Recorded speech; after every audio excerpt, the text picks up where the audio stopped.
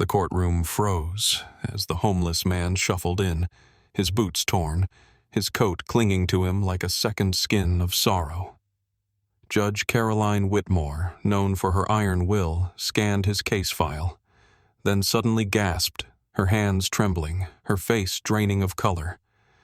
For the first time in her long career, she stepped down from the bench, her voice breaking as she spoke his name like a prayer she thought she'd forgotten.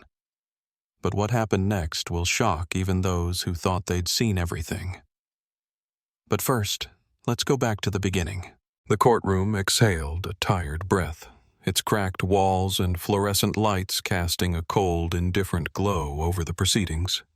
Rows of worn benches creaked as minor officials adjusted their robes, local reporters half-heartedly clicked their pens, and overworked public defenders thumbed through case files with the blank detachment of those long past caring. The clock above the entrance ticked with sharp, accusing clicks, each second feeding the restlessness that clung to the room like a fog. They were all waiting, not for justice, but for the tedious machinery of the morning's docket to grind on. When the bailiff called out, "David Carter!" his voice echoed against the peeling paint, unnoticed by most. Another lost soul, they thought. Another dead-eyed wanderer pulled from a sidewalk corner or a shelter bed, processed by the system like so much debris swept into the gutter. But then the doors creaked open. He moved slowly, almost apologetically, as if his mere presence was an inconvenience. His boots, battered and cracked with use, scraped against the tiled floor, each step a reluctant confession of the miles they had traveled.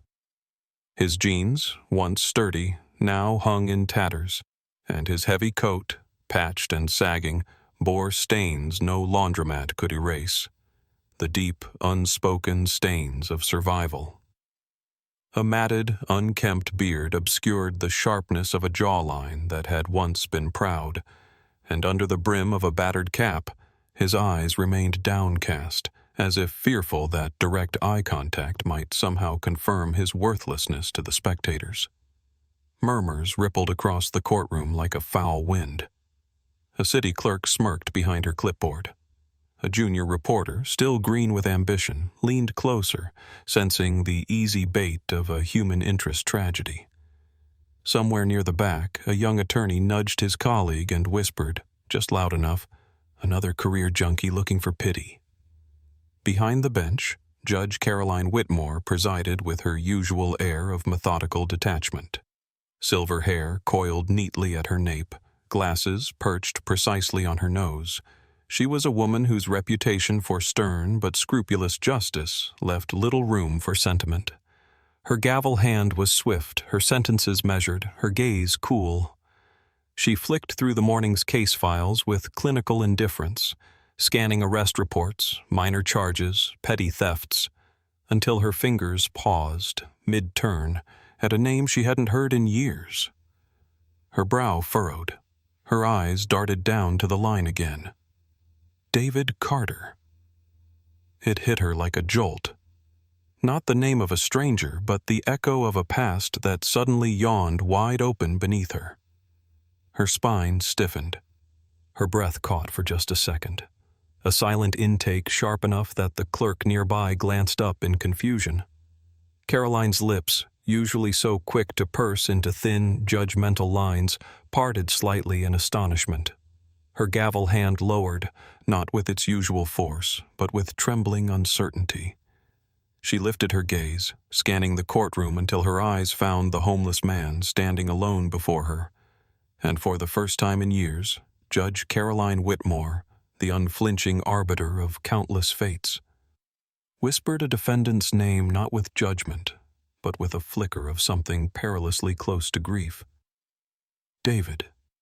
Carter? The room, still buzzing a moment before, fell eerily silent, as if the walls themselves were listening. A shift, nearly imperceptible but unmistakable, rippled through the courtroom. Where mere minutes ago there had been bored derision, now a thick electric curiosity took root. Eyes that had dismissed David Carter as human debris now watched him with a creeping unease, as if sensing they had misjudged the nature of the man before them. Some straightened in their seats, others crossed their arms defensively, as though bracing for the collapse of a comfortable illusion. From her bench, Judge Caroline Whitmore leaned forward, her body betraying the composure her title demanded. The hard lines of her face, sculpted by decades of discipline and detachment, softened, not with pity, but with something far more dangerous to a judge's soul: recognition. Disbelief flickered in her eyes, but beneath it, like a wound torn open before it could scar, lay pain, raw and undeniable. David raised his head, and for the first time the courtroom glimpsed the man buried beneath the grime and defeat. His gaze, though dulled by exhaustion and hardship, carried a remnant of something fierce and undeniable, the luminous intelligence of a mind that had once seized rooms larger than this with nothing more than argument and truth. The kind of mind that did not just follow the law, but breathed it into life. A ripple of discomfort moved among the spectators. Reporters lowered their pens, unsure whether to keep taking notes. Lawyers who had smirked now found themselves unable to meet David's steady, hollowed gaze. The narrative they had written for him, another nameless failure on trial for his survival, no longer fit. For Caroline, the memories uncoiled with brutal clarity. David Carter, the brightest star of Lincoln Law School, the man who had shattered records, who had earned the nickname the Hurricane for the unstoppable force of his logic and rhetoric. Her fiercest competitor, her equal, perhaps her better. In competitions, she had dreaded seeing his name. In study halls, she had marveled at the brutal precision of his mind. Professors whispered that he would one day sit among the greatest legal minds in history, perhaps on the steps of the Supreme Court itself, and now he stood here, before her bench, a defendant in tattered clothes. Without thinking, the words escaped her lips, a breach in her judicial armor so stunning that even the stenographer's hands faltered above the keys. "What happened to you?" David's answering smile was a ghost of the one he had worn in their youth, sardonic, cutting, but now laced with immeasurable sadness. His voice, when it came, was steady, as if long practiced for this moment. "Life doesn't offer appeals, Your Honor, only sentences." The phrase struck the room like a hammer blow. Silence devoured the last traces of murmuring. No one shifted. No one whispered. They merely listened to the unspoken indictment against fate itself. The story unfolded without embellishment, each detail carving deeper into the courtroom's collective conscience. His wife, Julia, her laughter silenced by the slow, merciless march of leukemia. The bills, mountains of debt impossible to scale, even for a man armed with intellect and pride. The foreclosure notices, the polite but cold letters from banks and creditors. The job offers withdrawn when hospital visits made him unreliable. His choice, made not from despair, but from love, to abandon career, ambition, even dignity, to hold her hand through every agonizing breath until the end. David had not stumbled into ruin. He had leapt, eyes open, knowing full well the price. And standing there, amidst the ragged remnants of the life he had surrendered, David Carter did not beg. He did not plead. He simply existed, a monument to love's terrible cost. Judge Whitmore's gavel remained untouched. There were no precedents for moments like this, only the aching weight of the truth. The shift in the air did not go unnoticed. The young prosecutor, his suit too crisp, his voice too eager, sensed it like a predator sniffing uncertainty. He adjusted his tie with a jerk of his hand, masking inexperience with aggression, and rose from his chair with all the bravado of a man who had never tasted real defeat. Your Honor, he said, his tone clipped, almost smug. The facts are simple. The defendant was caught stealing painkillers from a pharmacy. We believe the evidence speaks for itself. He let the word stealing hang in the room like a noose. The prosecutor paced, his shoes clicking sharply against the floor. He gestured towards David without looking directly at him, as if proximity itself might sully his pressed cuffs. We must consider the likelihood that Mr. Carter is battling addiction. It's not uncommon in these cases. Theft, desperation, dependence. A murmur rippled again, smaller this time. Confusion, not contempt. The story told moments ago still pulsed in the listeners' minds, refusing to be overwritten. David said nothing. He didn't flinch. He didn't protest. He simply stood there, his shoulders slightly hunched, not from guilt, but from the sheer gravitational weight of life. But a flicker, barely perceptible, passed through his eyes. Shame, yes, but not the shame of being caught. It was the shame of standing there and knowing that people who once might have called him brother, colleague, friend, now watched him with suspicion in their eyes. From the bench, Judge Whitmore's fingers tightened around the edge of her seat, the knuckles blanching. Every carefully constructed wall she had built to maintain impartiality trembled. She knew what the prosecutor did not. Addiction had never touched David Carter. His brilliance had been matched only by his discipline, his strength of character. His fall was not the result of vice, it was the result of sacrifice.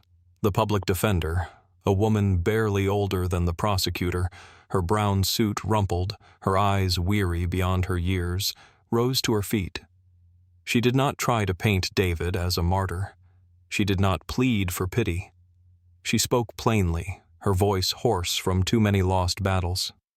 My client is not contesting the facts of the theft, Your Honor. We ask only for context to be considered. David's own voice interrupted, low, steady, unbroken. I chose to act, he said. A woman at the shelter where I stay is dying. Stage 4 cancer. No hospital will take her without insurance. No hospice will accept her without payment. She lies in a cot, in agony, waiting to die. I stole because the world gave her no other mercy. He inhaled slowly, as if choosing each word from the wreckage of his pride. I do not regret helping her. I regret that helping her was a crime. The silence that followed was not the awkward quiet of uncertainty. It was a silence so heavy it pinned every man and woman in the room to their seats, forced them to sit with their own complicity. Judge Whitmore leaned back, letting the words burrow deep. Rage simmered under her skin, a righteous, searing fury, not at David, but at the vast, invisible machine that had made his act of mercy an offense punishable by law. A system that had once been her temple now looked, in that moment, more like a graveyard for the righteous. David Carter stood before her, stripped of everything but the last, indestructible pieces of his dignity. And she, for the first time in a long, long career, realized she was not looking down at a defendant. She was looking up at a man. The courtroom, moments ago swollen with tension, now seemed to shrink into a tight, expectant stillness. No one moved. No one dared to shuffle their papers, adjust their robes, or even clear their throats. Every soul present was tethered to the figure of Judge Caroline Whitmore, as she sat frozen in deliberation, her gavel untouched, her usual arsenal of legal precedents and cold pragmatism utterly useless against the storm raging behind her eyes. She stared down at David Carter, not as a judge measuring a criminal, but as a woman confronting the ruin of ideals she had once sworn to uphold. The system she had spent her life defending had not merely failed David, it had failed itself. She thought of the law textbooks that had once promised fairness, of the speeches delivered in grand marble halls about justice for all. And yet here stood a man who had done nothing more and nothing less than commit an act of pure mercy, and for that he faced punishment. A long breath escaped her lips, a tremor riding its edges.